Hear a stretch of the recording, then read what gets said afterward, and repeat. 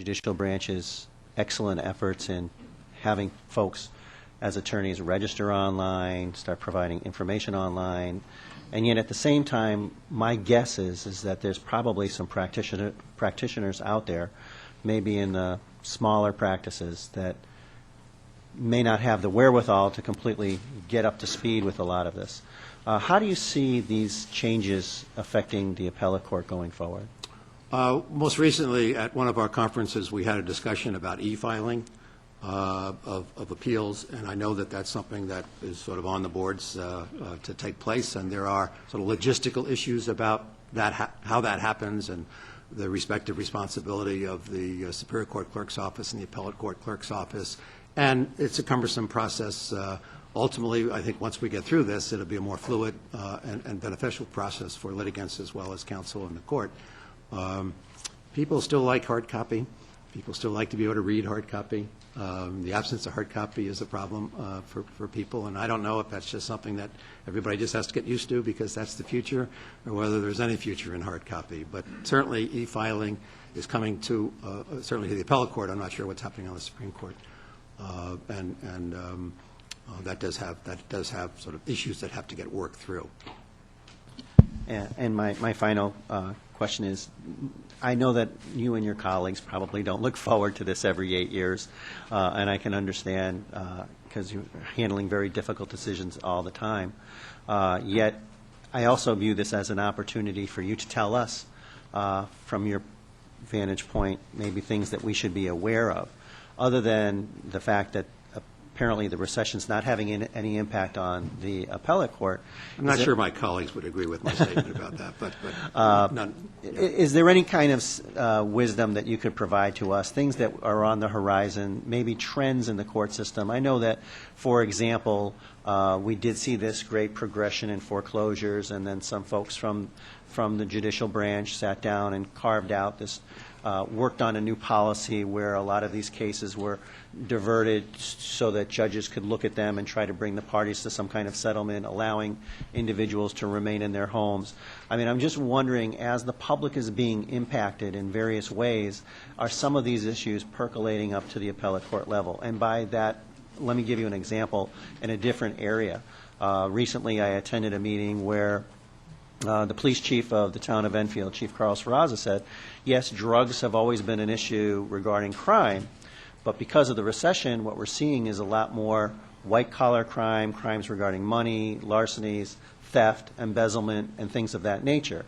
And so what he was telling us was that it may be time to redirect criminal justice resources, not just in one area, drugs and dealing and all of that, but in other areas that heretofore really were on the back burner. And I'm just wondering, from your vantage point, a very unique vantage point, if you're seeing things either in the private sector, the business area, or anything like that, where we as a legislature should maybe take pause and think, this is an opportunity where we as a state could do better. Thank you, Senator.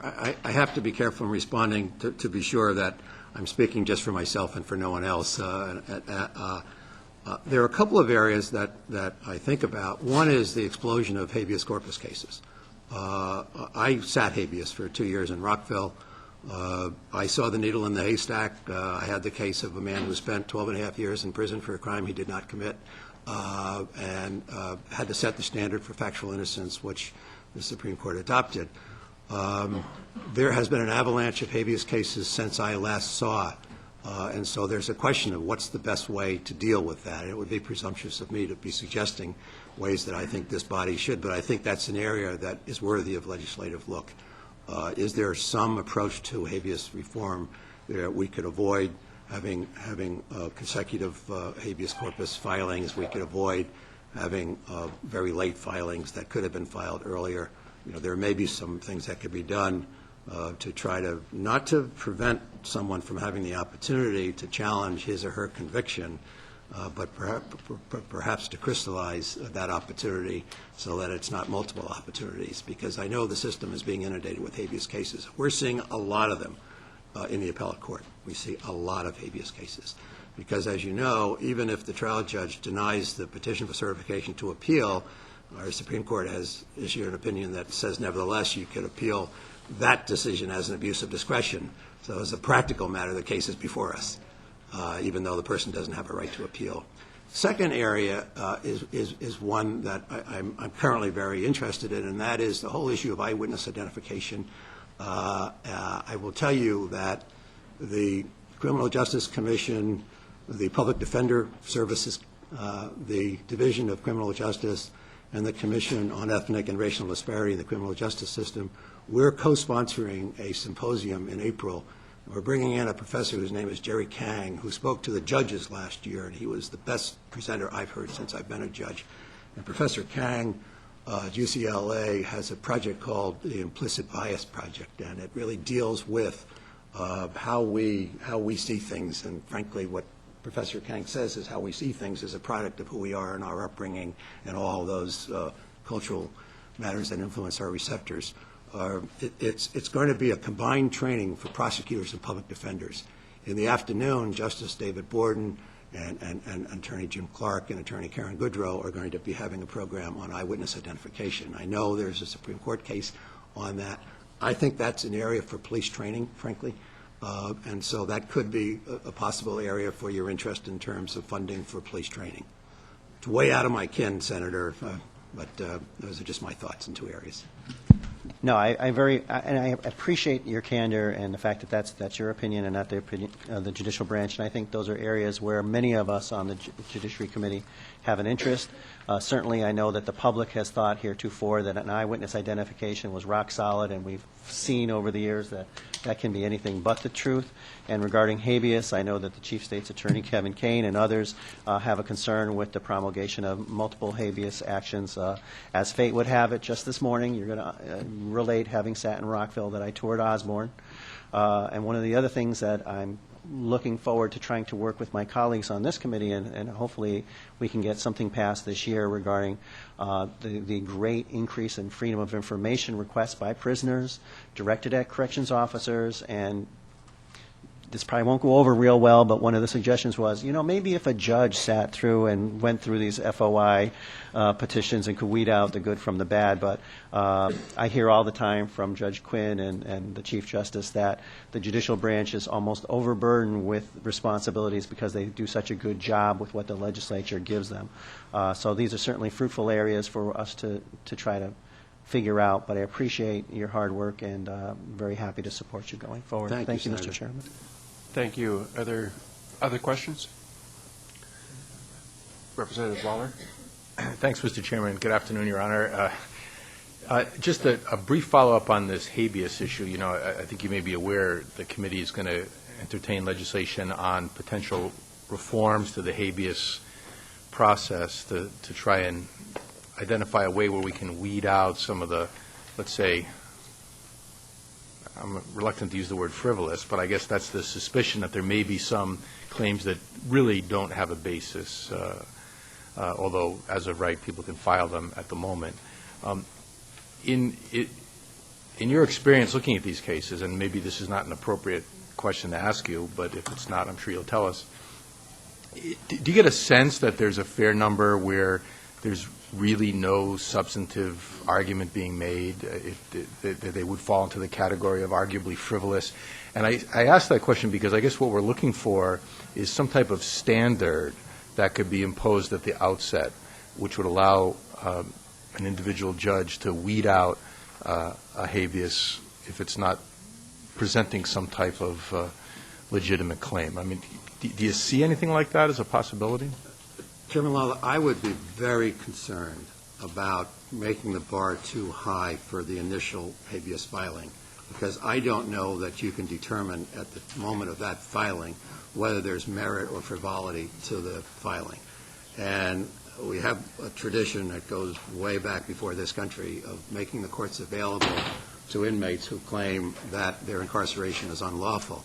I think what we're inundated with successive petitions where somebody files a petition claiming that his or her trial lawyer was ineffective, and then the next petition is that my appellate lawyer was ineffective, and then the next petition is that, well, my trial lawyer was ineffective in a way that I didn't claim before.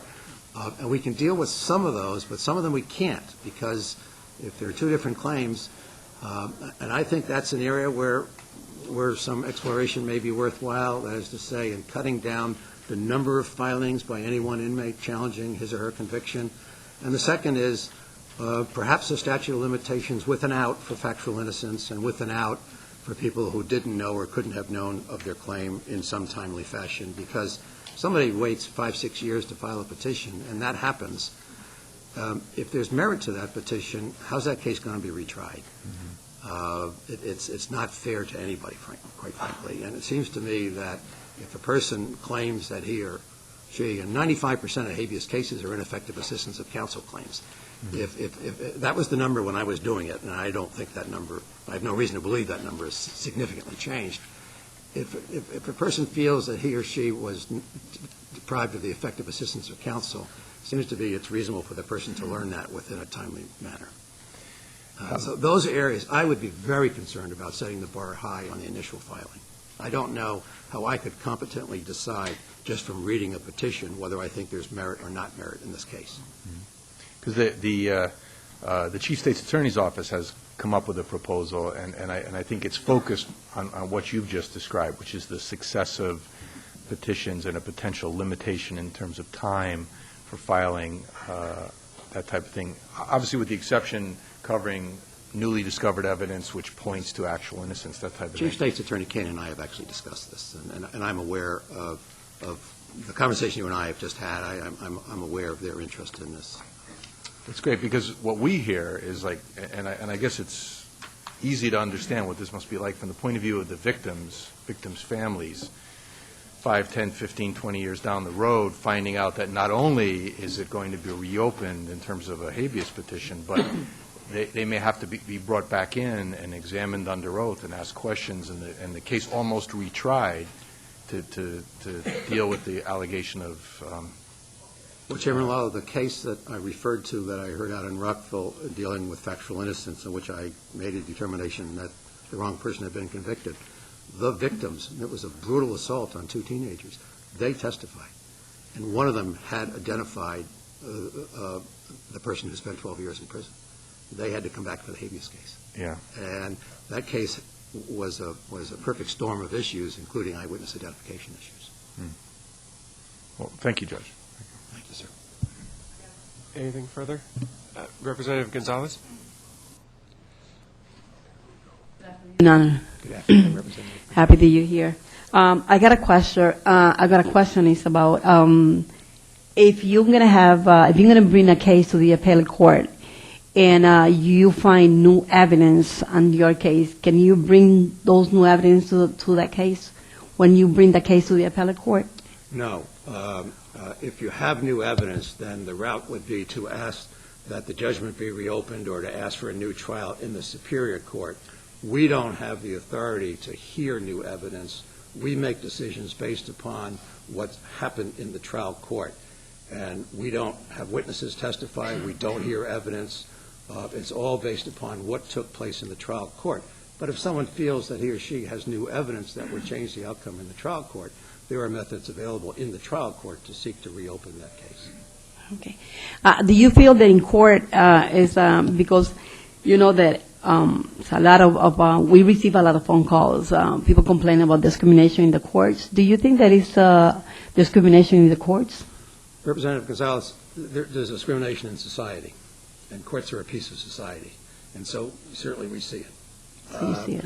I will tell you that the very first day I came here in 1994 for my initial appointment, and I was early because my name begins with B, I went over to the Superior Court to see what was happening in, I don't want to say this isn't the real world, but I thought GA over in Hartford might be a bit more the real world. And I walked into the courtroom, and first of all, the only white people there were facing the audience. And a man was brought before the judge, and the judge said, "What did you do, Jose?" And I was just taken back by that comment. And fortunately, that's the last time I've seen such a thing. And I think the branch has done a much better job in terms of trying to educate everybody and sensitize everybody. And I think the appointment process has been good in terms of trying to enrich it and diversify the judiciary, so we're all more mindful of each other. Well, thank you for the answer. I think that you as a judge, maybe that was the last time for you, but not for the rest of the, Well, but anyway, thank you very much. Have a good day. Thank you, Representative Gonzalez. Are there any other questions? Representative Hewitt? Not so much as a question, but a quick statement.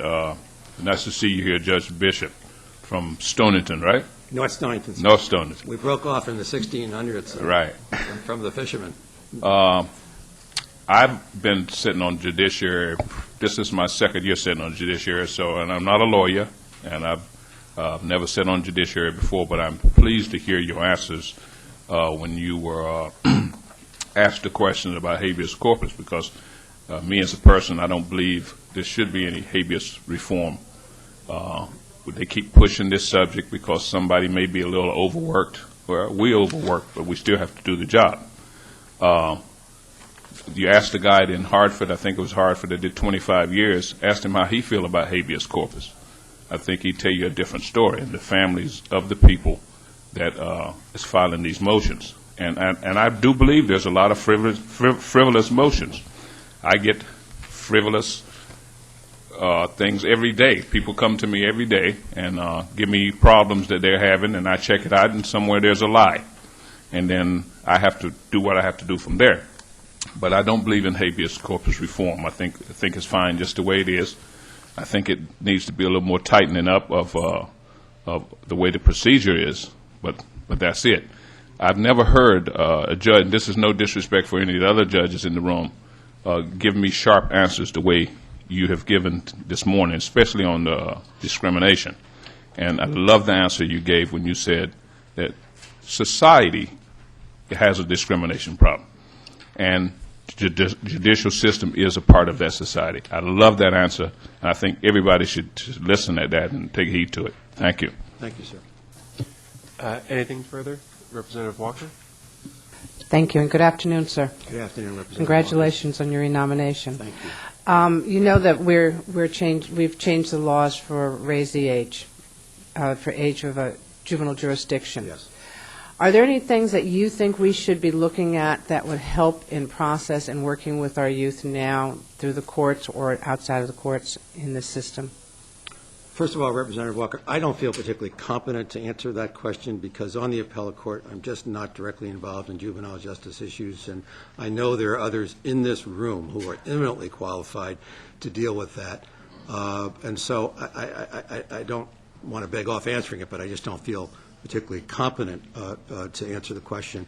I will tell you that, the juvenile court is for many teenagers the place where they first meet the criminal justice system.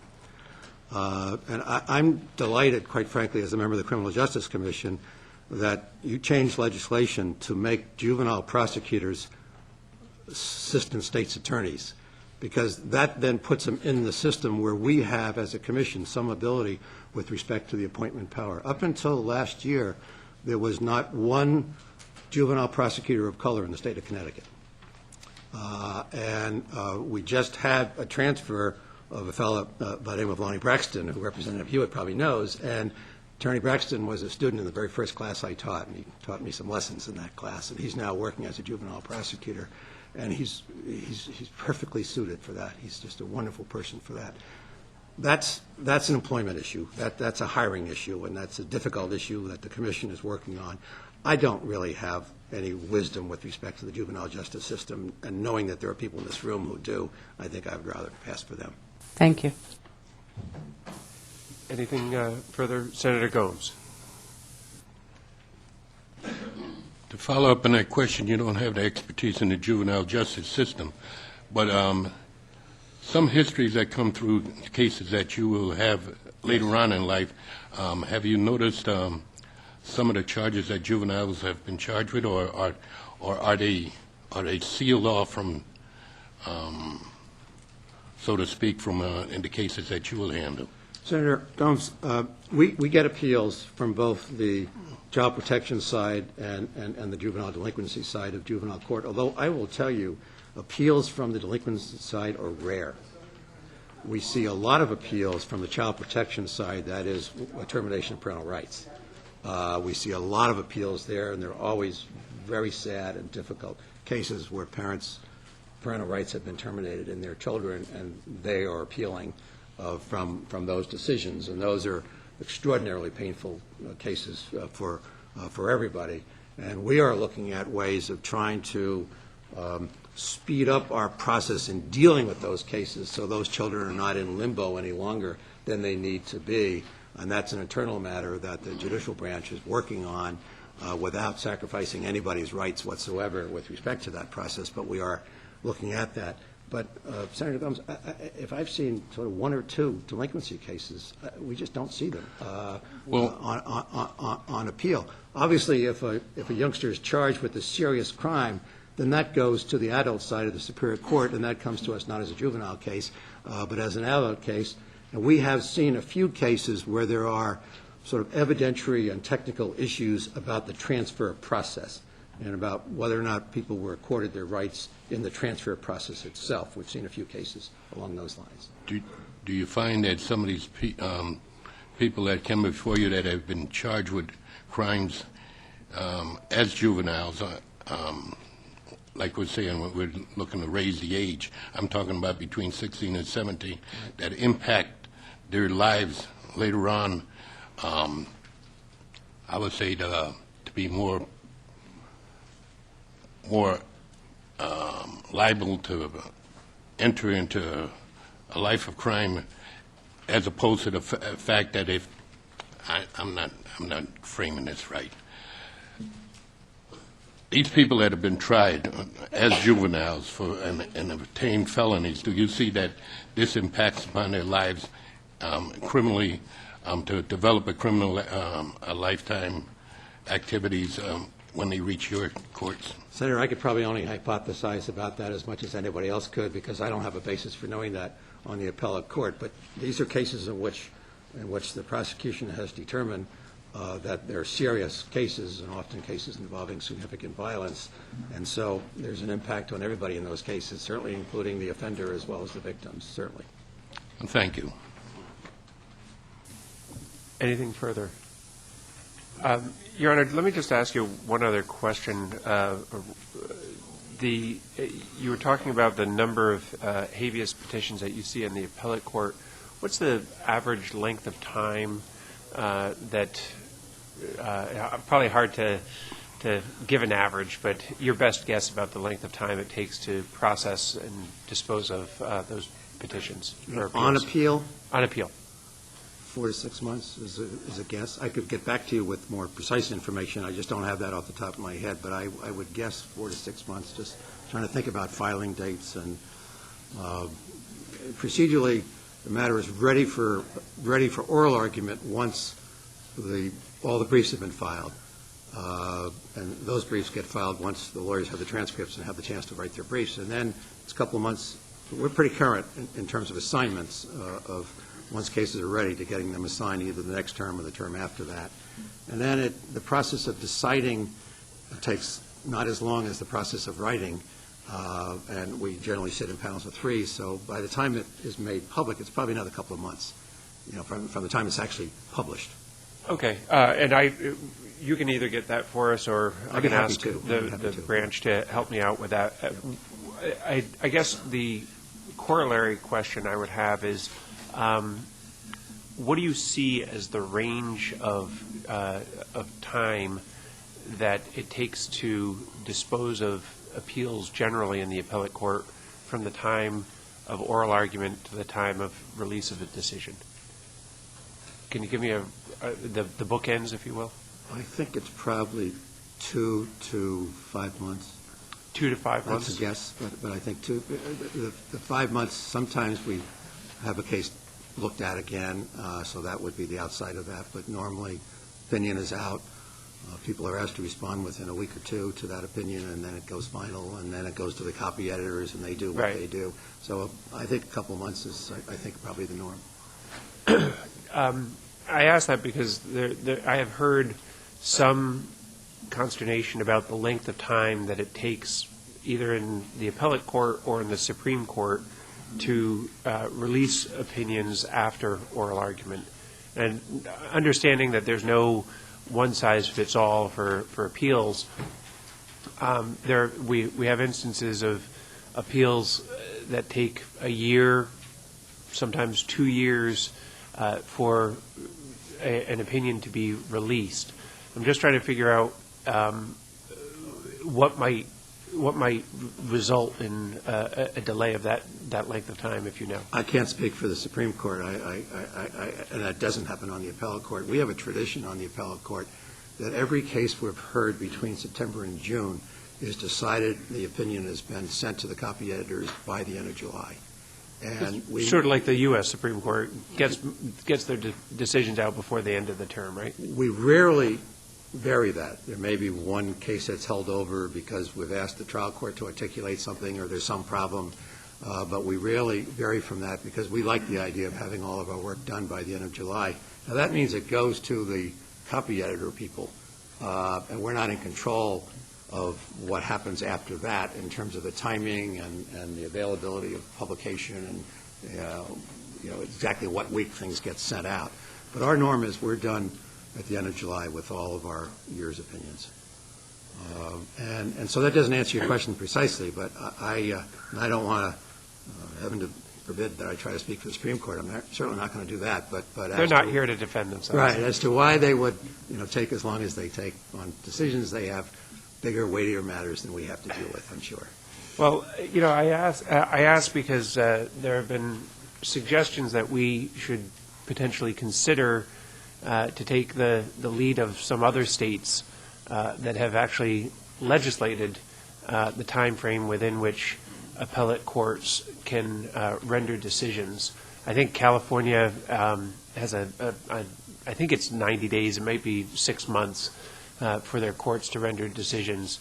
Have you ever surveyed the field on anything like that?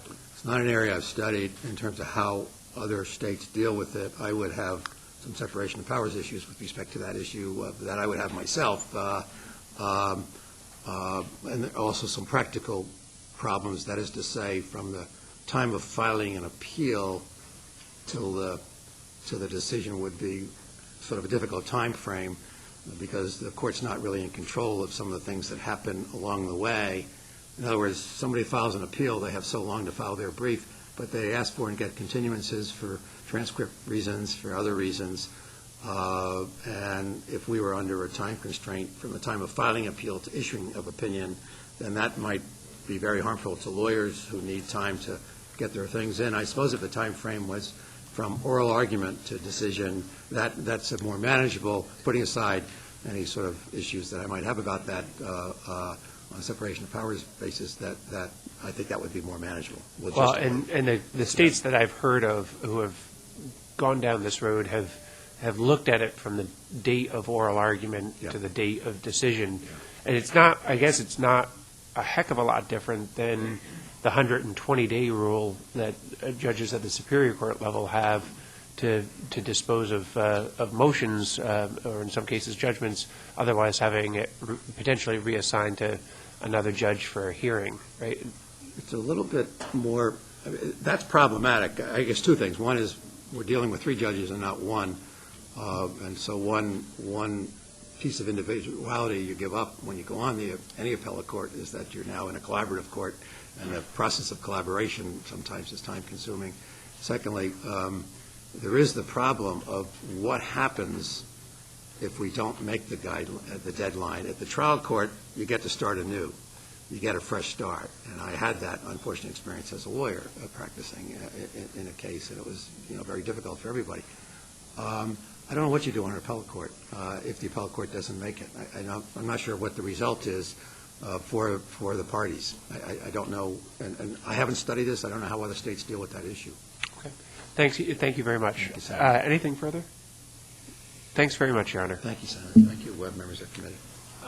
We have talked with the leadership on the Democratic and Republican sides, and with the assent of the branch, we're going to take a couple of nominees out of order. The next nominee will be the Honorable Lawrence L. Hauser of Norwalk.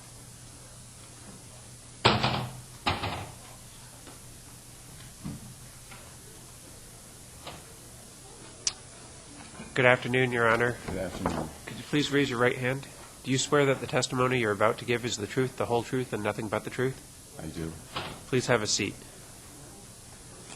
Welcome to the Judiciary Committee, and we'd be happy to have any opening statement you have prepared for us. Thank you, Mr. Chairman and members of the committee. First of all, I'd like to thank Governor Rowell for nominating me for reappointment. I welcome the opportunity to come before you for your review and consideration. My name is Lawrence Hauser. I was born in Norwalk, raised in Norwalk, and still live in Norwalk.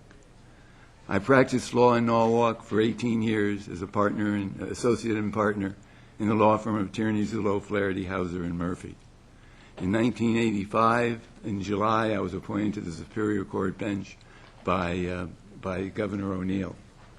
I've had the good fortune to have served as a Connecticut State Superior Court judge for 24 and a half years, three full terms and one interim term. I've always found the work to be extremely interesting, challenging, and rewarding. My first term, I sat mostly on family and did some civil. On my second term, I sat mostly on GA criminal, again with some civil. And my third term, I sat exclusively on Part A criminal. I've attempted to approach my work as a judge with enthusiasm, diligence, and even-handedness. I was a member of the Education Committee for a good number of years.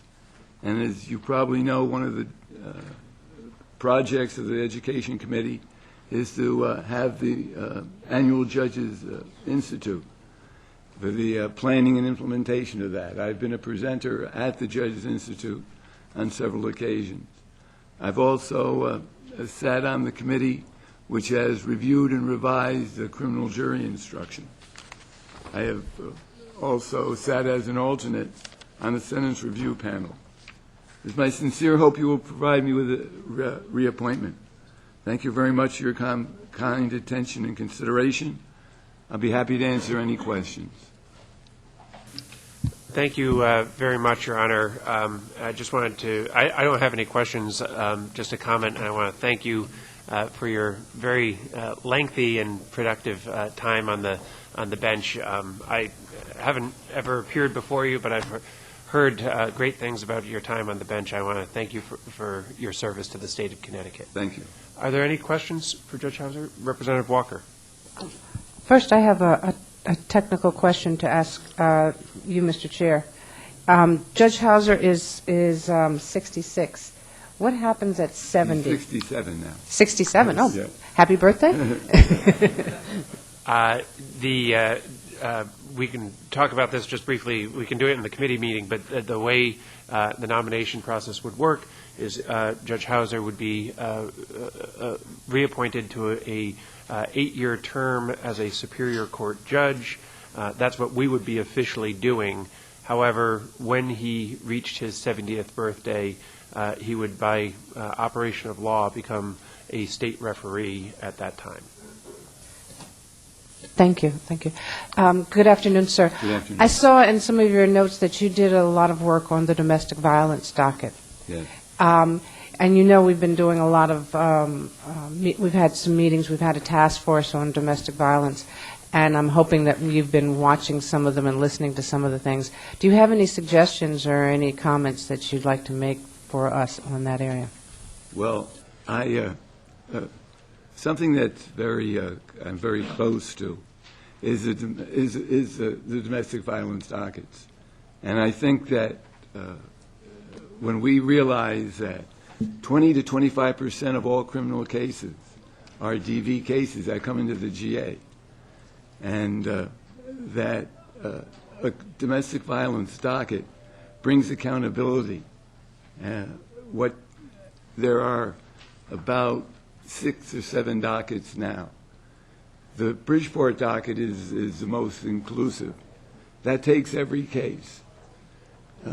The advantage of the DV docket is vertical prosecution. You start with one judge at arraignment on all the court appearances so that there's accountability built in when that defendant knows that he's got to appear before the same judge each time.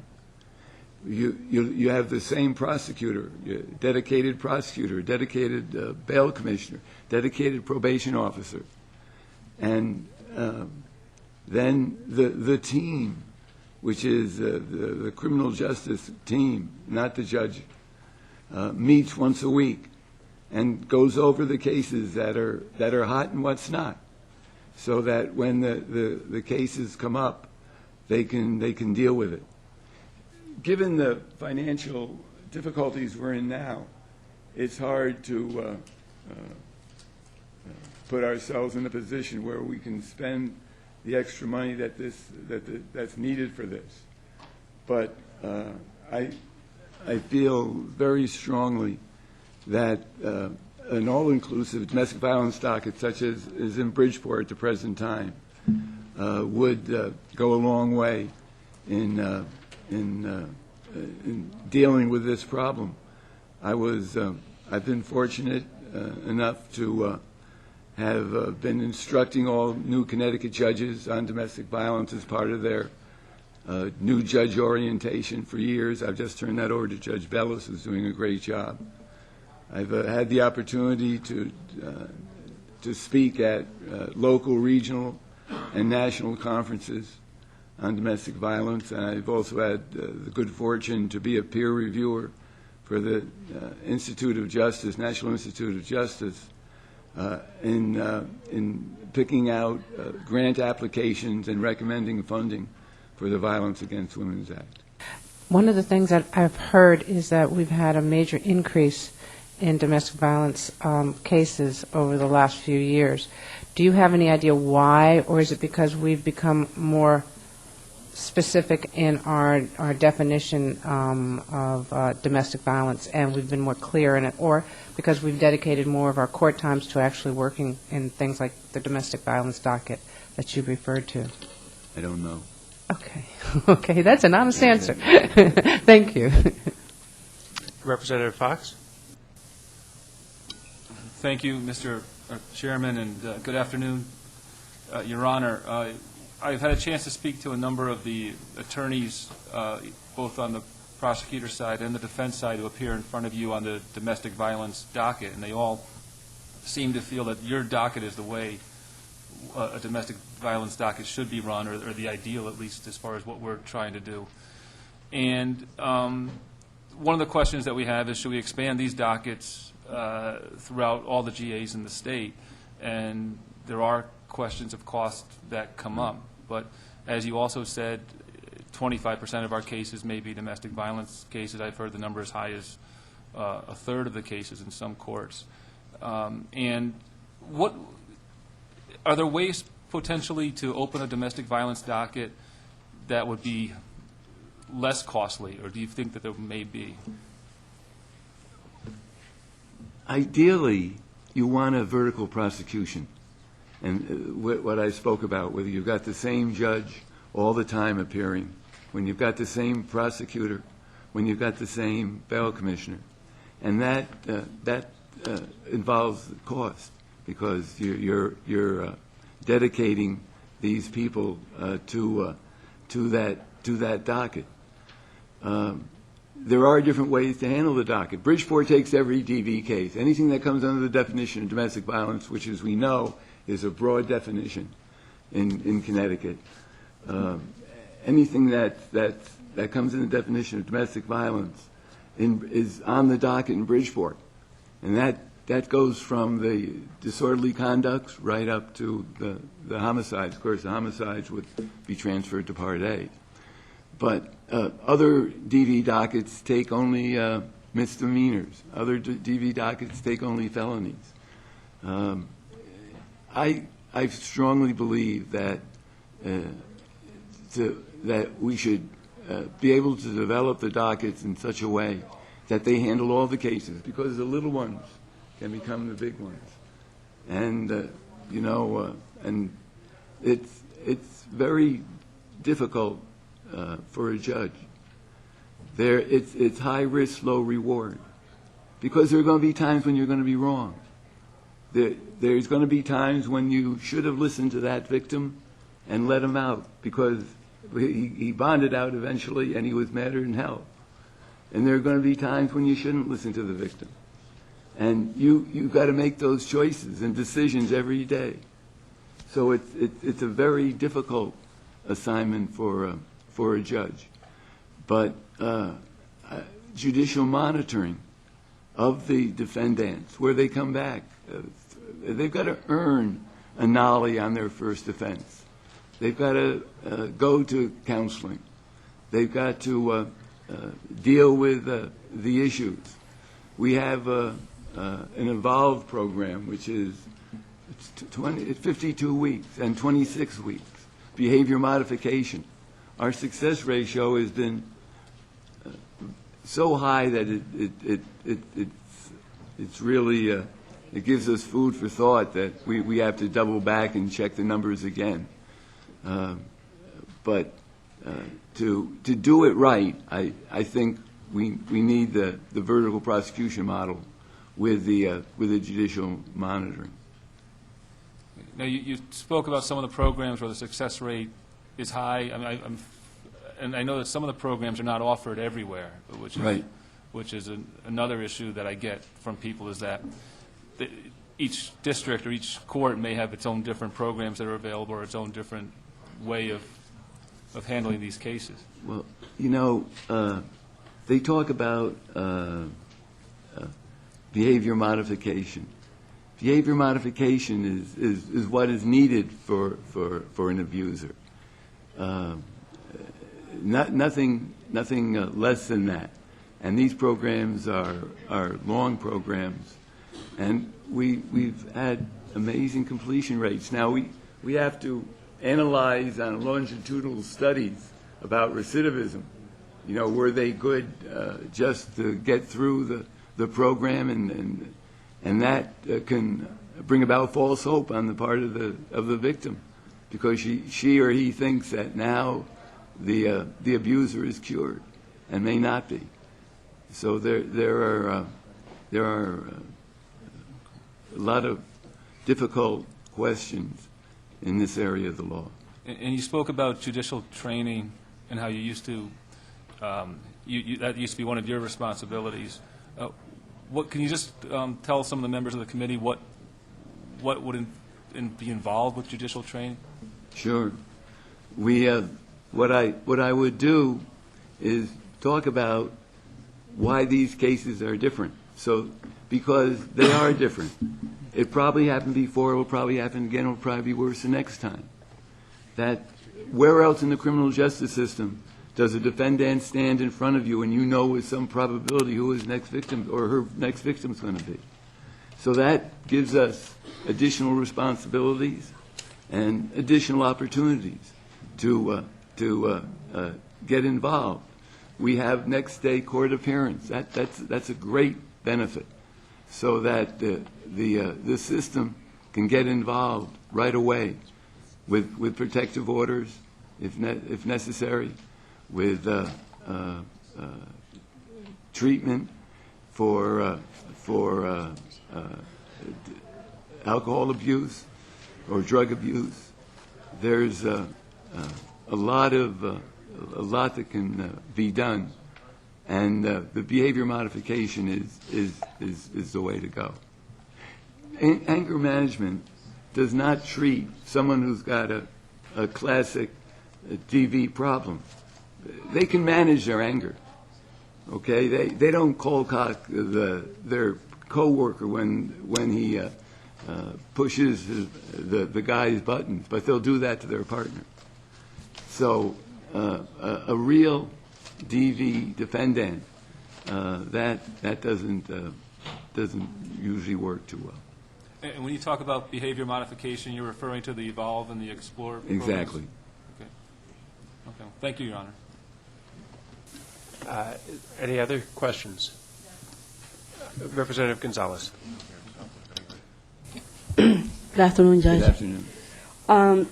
Judge, I was checking on your application and the question 25.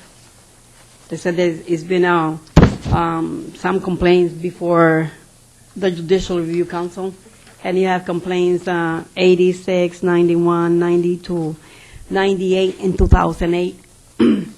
And my question is, even though that me personal, I'm not too happy with the Judicial Review Council, the way they handle the complaints, because they always end up dismissing all the complaints. It's very rare that you see that the Judicial Review Council find a judge guilty of any complaints. They usually dismiss the complaints. But here, how do you feel about a lawyer or a defendant complaining about you being giving them a illegal sentence or you disrespecting them in court? How do you feel about that? Well, I don't have, first of all, I had, during this, my third term of 8 years, I had one complaint in 2008. I had not had a complaint for 9 years. The complaints were dismissed. The one in 1998 complaint that the prosecutor and myself were delaying a speedy trial. The one in 1992, complaint against all judges who sat on his case.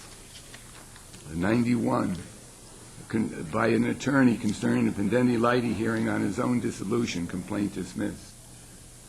I mean, I think that if you look at my evaluation, my comportment in the courtroom has been consistently very high. And I think that I treat everybody even-handedly and fairly. Thank you, Your Honor. Thank you. Are there any further questions? If not, thank you very much, Your Honor. Thank you. Next is going to be the Honorable David Skolnick of Woodbridge, followed by the Honorable Joseph H. Goldberg of Norwich. Mr. Chairman? Representative Olson.